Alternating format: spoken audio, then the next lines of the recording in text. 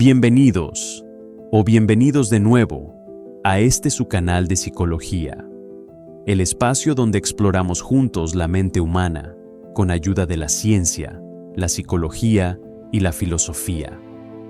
Porque entenderse a uno mismo no es un lujo, es una necesidad, y cada video que hacemos aquí es un paso más en ese camino. Si eres nuevo por aquí, me alegra mucho que hayas llegado hasta aquí. Este es un espacio donde no se juzga, se entiende, donde las preguntas difíciles tienen un lugar, y donde la curiosidad sobre la mente humana siempre es bienvenida. Y si ya eres parte de esta comunidad, sabes que esta es tu casa, un lugar al que puedes volver cada vez que necesites entender algo de ti mismo o del mundo que te rodea. Y hablando de casa, llega el viernes, tienes planes y de repente algo en ti espera que los cancelen. ¿Te ha pasado? O quizás eres de los que cancelan. Inventas una excusa y cuando por fin cierras la puerta de tu casa, respiras. No eres raro, no eres antisocial y definitivamente no estás roto. Pero lo que sí es cierto, y esto es lo que pocos te dicen, es que esa preferencia dice algo profundo sobre tu psicología, algo que vale la pena entender. Hoy vamos a explorar qué hay detrás de las personas que eligen el hogar sobre el mundo exterior. Vamos a ir desde la neurociencia hasta la filosofía antigua, desde estudios de Harvard hasta las mentes más brillantes de la historia. Y te lo digo desde ya, lo que vas a descubrir sobre ti mismo va a sorprenderte. Antes de entrar en la ciencia, necesitamos separar dos cosas que se confunden constantemente. Y esa confusión le ha hecho mucho daño a mucha gente. La introversión y la agorafobia no son lo mismo, ni siquiera se parecen. La agorafobia es un trastorno de ansiedad, pero no es simplemente miedo a salir. Es mucho más complejo que eso, y mucho más limitante. La palabra agorafobia viene del griego. Agora significaba la plaza pública, el lugar de reunión, el centro de la vida social en la antigua Grecia.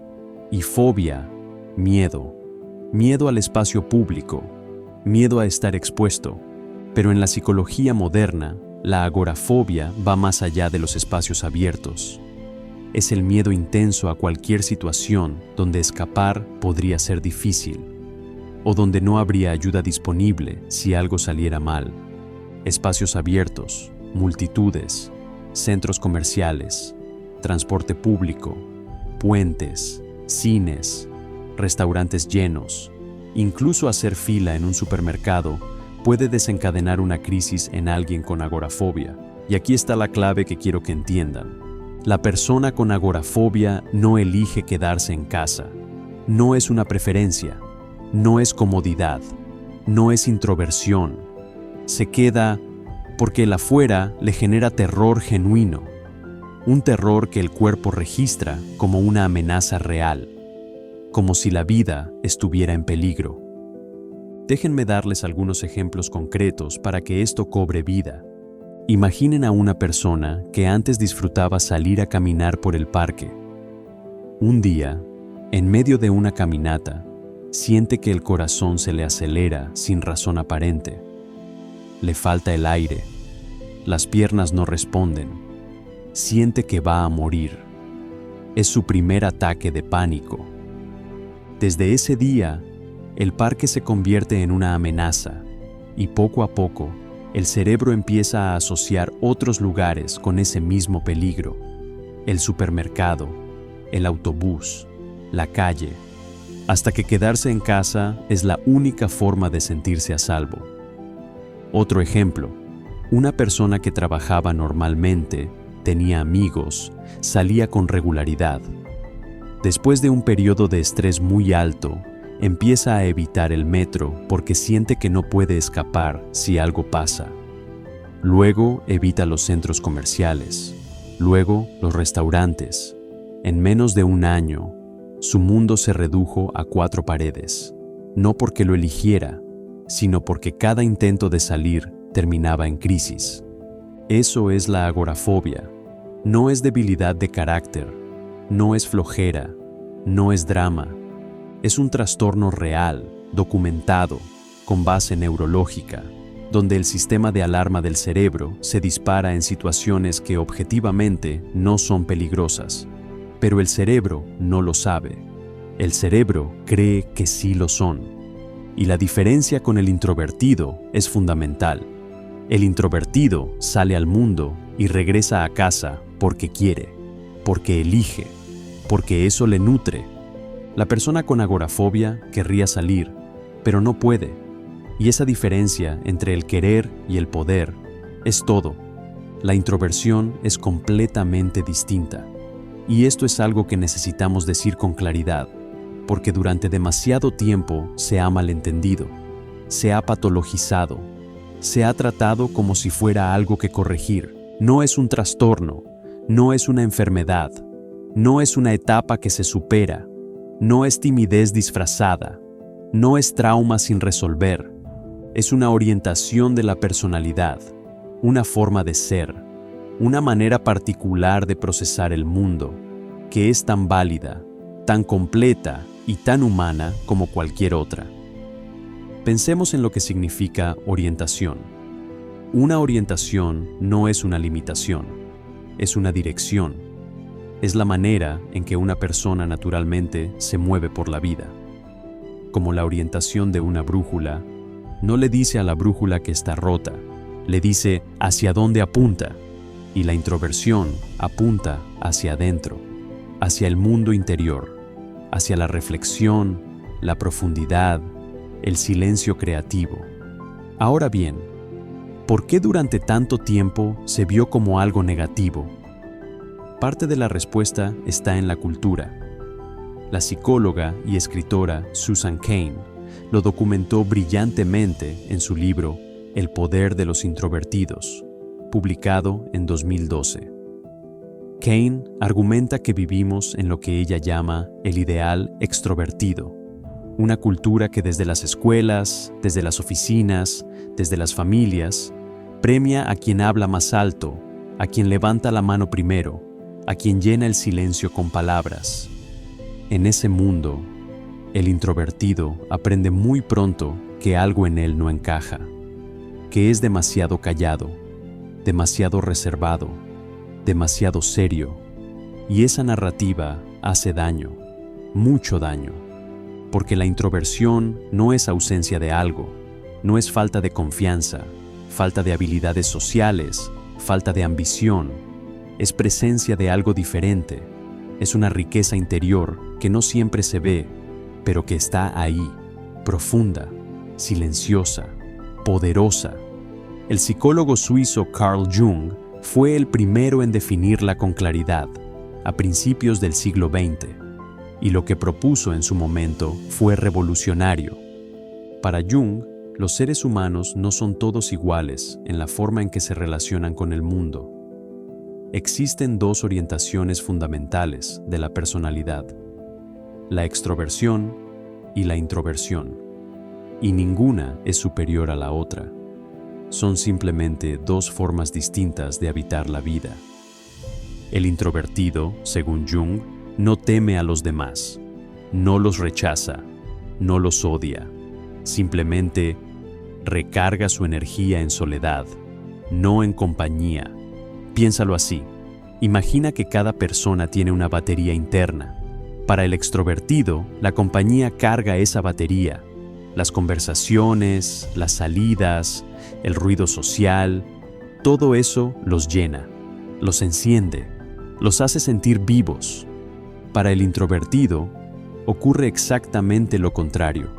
La interacción social consume esa batería, no porque algo esté mal, sino porque su sistema interno funciona de otra manera. El mundo exterior los estimula, sí, pero los agota más rápido. Y entonces, ¿dónde recarga el introvertido? En su mundo interior, en sus pensamientos, en su imaginación, en la reflexión profunda sobre las cosas. Ahí es donde encuentra su verdadero combustible. Jung también observó algo que pocos mencionan. Los introvertidos no tienen menos vida social que los extrovertidos. Tienen una vida social diferente. Prefieren una conversación profunda con una sola persona a una fiesta con 100. Prefieren la calidad del vínculo sobre la cantidad de vínculos. Y eso, lejos de ser una limitación, es una forma de relacionarse con el mundo que tiene una riqueza enorme. Una riqueza que muchas veces pasa desapercibida, porque vivimos en un mundo que premia el volumen por encima de la profundidad. Ahora bien, si Jung nos dio el mapa de la personalidad, Eysenck nos dio la biología detrás de ese mapa. El psicólogo británico Hans Eysenck fue más lejos. En los años 60 propuso algo que cambió para siempre la forma en que entendemos la introversión, y lo hizo desde la ciencia más dura, desde los laboratorios, desde los datos. Eysenck no se conformó con observar el comportamiento humano desde afuera. Quería saber qué estaba pasando adentro, en el cerebro, en el sistema nervioso, en la biología misma de la persona. Y lo que encontró fue esto. Los introvertidos no son personas tímidas, cerradas o difíciles. No son personas que tuvieron una mala experiencia social y decidieron encerrarse. No son personas rotas. Son personas con un sistema nervioso central que opera en un nivel de activación más alto que el promedio. ¿Qué significa eso exactamente? Significa que el cerebro del introvertido ya viene, por naturaleza, con un nivel de alerta y procesamiento más elevado. No necesita mucho estímulo externo para estar completamente presente y funcional.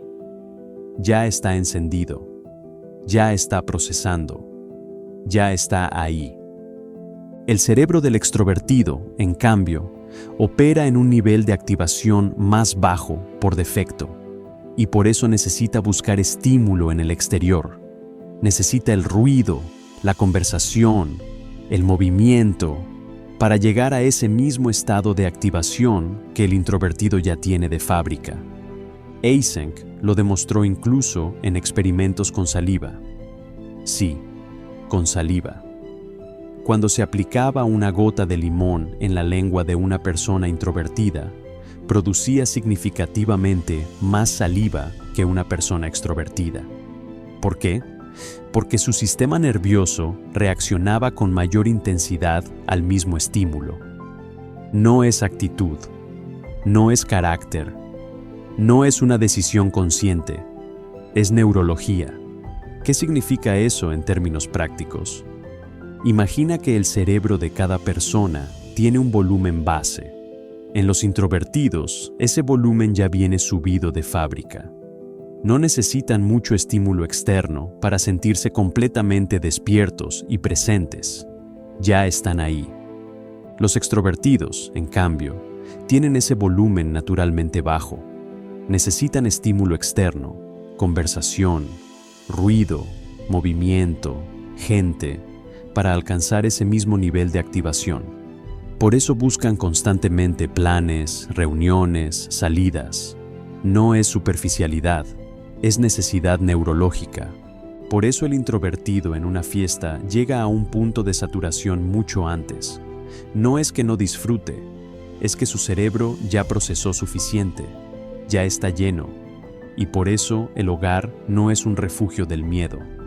Es el entorno donde su cerebro puede operar sin sobrecarga. Esto no es debilidad, es biología.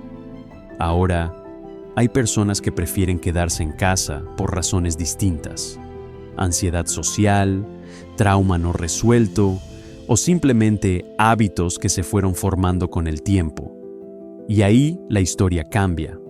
Hablaremos de eso más adelante. Pero primero, la pregunta clave que quiero que tengas en mente durante todo este video es esta. ¿Eliges el hogar porque te nutre o porque el mundo exterior te aterra? La respuesta a esa pregunta lo cambia todo. La psicología del siglo XXI ha profundizado mucho en este tema. y los hallazgos son fascinantes.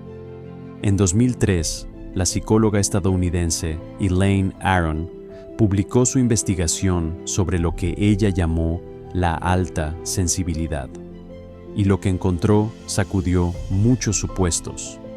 Las personas altamente sensibles, que representan aproximadamente entre el 15 y el 20% de la población, no procesan el mundo como el resto. Su sistema nervioso capta y procesa los estímulos del entorno con una profundidad mucho mayor. No es que sean más débiles, es que están literalmente recibiendo más información por segundo que una persona promedio. El ruido de un restaurante lleno, la tensión en una conversación, los colores de una habitación, el tono de voz de alguien, todo eso entra y todo eso se procesa. El hogar se convierte entonces en su refugio natural, no por miedo, sino porque necesitan un espacio donde ese torrente de información pueda calmarse, donde puedan por fin procesar todo lo que absorbieron. Y aquí viene algo que quizás no esperabas. Aron descubrió que las personas altamente sensibles son, paradójicamente, las más empáticas, las más creativas y las más reflexivas de su entorno. La misma característica que las hace preferir quedarse en casa es la que las hace profundamente humanas. Hay otro concepto que me parece crucial entender. Es la teoría de la restauración de la atención, desarrollada por el psicólogo Stephen Kaplan en los años 90. Kaplan estudió algo que todos experimentamos, pero pocos sabemos nombrar: el agotamiento mental. No el cansancio físico, sino ese estado en que el cerebro ya no puede concentrarse, tomar decisiones, ni filtrar estímulos de manera eficiente. Y descubrió que el cerebro se restaura en entornos que le exigen poco, entornos donde puede soltar la guardia. Para muchas personas, ese entorno es el hogar, no es escape, no es pereza, es restauración. Y hay algo más que los estudios nos dicen, algo que va a resonar con muchos de ustedes. La socióloga Sherry Turkle, del MIT, ha documentado en sus investigaciones algo que llama la soledad de estar siempre conectados. Vivimos en una era donde nunca estamos solos. Los teléfonos, las redes, las notificaciones. Y sin embargo, muchas personas se sienten más solas que nunca. Las personas que prefieren estar en casa suelen tener una relación diferente con la soledad. No la temen, la buscan. Y esa capacidad de estar con uno mismo sin ansiedad es, según Turkle, una de las habilidades más importantes y más escasas del mundo moderno. Este no es un fenómeno nuevo. La humanidad lleva siglos reflexionando sobre el valor de estar consigo mismo. Y algunos de los pensadores más brillantes de la historia no solo lo estudiaron, lo vivieron. Empecemos con Epicuro, filósofo griego del siglo III a.C. Epicuro es uno de los más malentendidos de la historia. Muchos lo asocian con el placer desenfrenado, pero eso es una distorsión de su pensamiento. Lo que Epicuro enseñaba era que el bien más alto al que puede aspirar un ser humano es la ataraxia, la tranquilidad del alma, y argumentaba que esa tranquilidad no se encontraba en las fiestas, en la acumulación de bienes, ni en el reconocimiento social. Se encontraba en el retiro, en la conversación íntima, en la simplicidad del hogar. Epicuro fundó su propia escuela filosófica en un jardín privado en Atenas, y ahí, lejos del ruido de la ciudad, desarrolló algunas de las ideas más influyentes de la historia occidental. Siglos después, el filósofo y matemático francés Blaise Pascal escribió algo que sigue siendo, quizás, la observación más incómoda de toda la filosofía. Dijo así: todos los problemas de la humanidad se deben a la incapacidad del hombre de sentarse tranquilamente en una habitación. Piensen en eso un momento. Pascal no estaba glorificando el aislamiento, estaba señalando algo mucho más profundo, que la incapacidad de estar a solas con uno mismo es, en sí misma, una forma de huir, que el ruido, la actividad constante, la necesidad compulsiva de compañía, muchas veces son formas de evitar el encuentro con la propia mente. ¿Y si quedarse en casa no fuera una limitación, sino precisamente esa capacidad que Pascal consideraba tan rara y tan valiosa? El filósofo alemán Arthur Schopenhauer lo decía sin rodeos. Argumentaba que la riqueza interior de una persona determinaba su capacidad de disfrutar la soledad.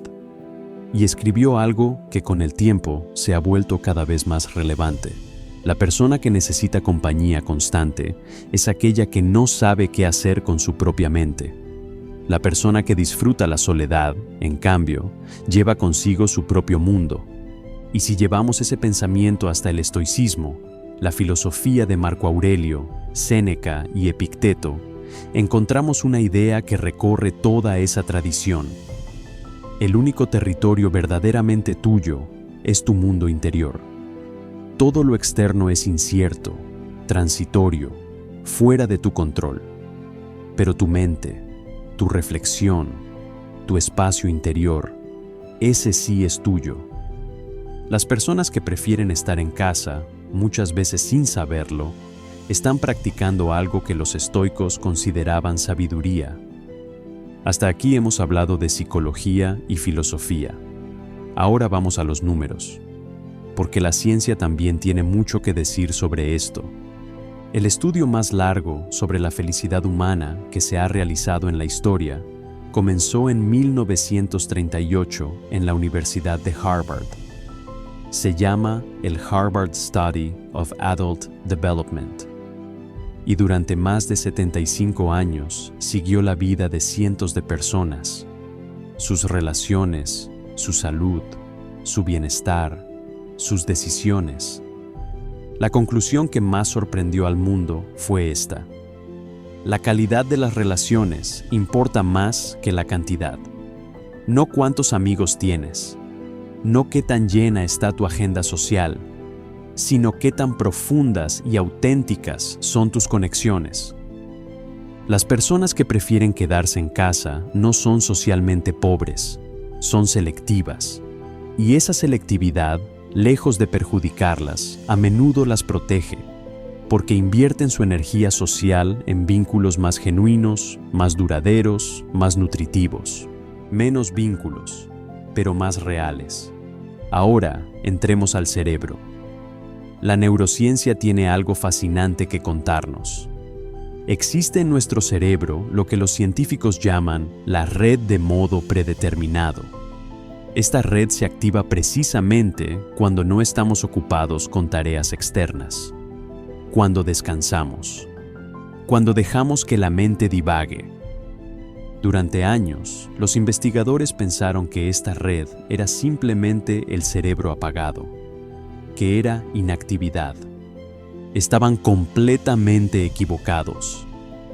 Investigaciones más recientes han demostrado que la red de modo predeterminado es responsable de algunas de las funciones más sofisticadas del cerebro humano: la creatividad, la introspección profunda, la memoria autobiográfica, la capacidad de ponerse en el lugar de otro y la planificación a largo plazo. En otras palabras, cuando estás sentado en casa, aparentemente sin hacer nada, tu cerebro está en uno de sus estados de trabajo más avanzados. Los momentos de genialidad no ocurren en reuniones, ocurren en la ducha, en la cama antes de dormir, en el silencio de una tarde en casa. Y hay un último dato que quiero compartir con ustedes. El psicólogo húngaro Mihaly Csikszentmihalyi pasó décadas estudiando lo que él llamó el estado de flujo. Ese estado donde una persona está tan completamente inmersa en una actividad que pierde la noción del tiempo, donde el rendimiento alcanza su pico máximo y la satisfacción es profunda y genuina. Csikszentmihalyi documentó que la mayoría de las experiencias de flujo ocurren en soledad, no en contextos sociales. Newton descubrió la gravedad en aislamiento. Darwin desarrolló la teoría de la evolución en años de soledad reflexiva. Frida Kahlo pintó sus obras más poderosas en su casa durante períodos de soledad forzada por su enfermedad. Kafka escribía de noche, solo, cuando todos dormían. El silencio no es el enemigo de la grandeza. Muchas veces es su condición. Ahora bien, todo lo que hemos visto habla de la preferencia por el hogar como algo neutral o incluso positivo. Pero la psicología también nos pide ser honestos con nosotros mismos. Y esa honestidad es parte del respeto que nos tenemos, porque hay una diferencia crucial, y es importante que la conozcas. Cuando quedarse en casa es una fortaleza, eliges el hogar porque te nutre, porque en ese silencio produces, reflexionas, creas, porque tus relaciones sociales, aunque pocas, son profundas, porque cuando sales al mundo, puedes hacerlo, simplemente prefieres no hacerlo todo el tiempo. Hay una sensación de plenitud en tu soledad, no de vacío. Cuando quedarse en casa es una señal de alerta. Quedarse en casa se convierte en evitación. Sientes alivio no porque el hogar te nutra, sino porque escapaste de algo que te genera miedo o vergüenza. El mundo se va haciendo cada vez más pequeño. Las actividades que antes disfrutabas ahora parecen imposibles o aterradoras. La soledad ya no se siente como descanso, se siente como prisión, y hay una voz interna que sabe que algo no está bien. La diferencia no está en cuánto tiempo pasas en casa, está en el por qué, y más importante aún, está en cómo te sientes mientras estás ahí. Si te identificas con la segunda descripción, quiero que escuches esto con atención. Eso no es fracaso. No es debilidad, es información, y la información es siempre el primer paso hacia el cambio. La ansiedad social, el aislamiento como patrón de evitación, el miedo al mundo exterior, todo eso tiene nombre, tiene explicación y tiene tratamiento. Un psicólogo puede ayudarte a distinguir entre ambas realidades y acompañarte en el proceso de ampliar tu mundo sin traicionar tu naturaleza. Pedir ayuda no es rendirse, es exactamente lo contrario. Quiero cerrar con algo que me parece importante decir en voz alta. Vivimos en una cultura que glorifica la extroversión, que asocia el éxito con la agenda llena, con las redes sociales activas, con estar siempre disponible, siempre conectado, siempre presente para todos. Esa cultura tiene un mensaje implícito muy poderoso. Si prefieres quedarte en casa, algo está mal contigo. Si no tienes ganas de salir, es porque eres tímido, inseguro o simplemente aburrido. Ese mensaje es falso, y espero que este video haya ayudado a demostrarlo. Porque lo que hemos visto hoy, desde Jung hasta Harvard, desde Epicuro hasta la neurociencia moderna, apunta en una dirección completamente distinta. Las personas que encuentran su hogar no solo en cuatro paredes, sino dentro de sí mismas, tienen algo que el mundo moderno necesita desesperadamente y que muy pocos han desarrollado de verdad: la capacidad de estar consigo mismos, de no huir de su propia mente, de encontrar riqueza en el silencio. Eso no es una limitación, es una forma de inteligencia emocional que se cultiva y que, bien entendida, puede ser una de las mayores fortalezas de tu vida. Como escribió Marco Aurelio hace casi 2000 años, en sus Meditaciones, un libro que curiosamente nunca fue escrito para ser publicado. Era su diálogo privado consigo mismo. Dijo así: busca refugio en ti mismo más que en ningún otro lugar, no para encerrarte, no para alejarte del mundo, sino para salir al mundo desde un lugar de solidez, de claridad, de paz interior, no desde la necesidad, sino desde la elección. Conócete, acéptate, y si hay algo que quieres cambiar, hazlo desde la comprensión profunda de quién eres, no desde la vergüenza de quien el mundo cree que deberías ser. Si este video tocó algo en ti, si sentiste que alguien finalmente puso palabras a algo que llevas mucho tiempo sintiendo, me encantaría leerlo en los comentarios. ¿Te identificas con las personas que prefieren quedarse en casa? ¿Lo vives como una fortaleza o como algo que quisieras cambiar? Esta comunidad es un espacio seguro. Comparte lo que sientas. Y si eres nuevo en el canal, bienvenido de nuevo, de verdad. Este es un espacio construido con respeto, con rigor científico y con mucho cariño por la psicología y por las personas que la estudian, que son ustedes. Si este contenido te aportó algo, considera suscribirte. Hay mucho más por explorar juntos. Gracias por estar aquí. Gracias por elegir este espacio en tu día. Nos vemos en el próximo video. Cuídense mucho.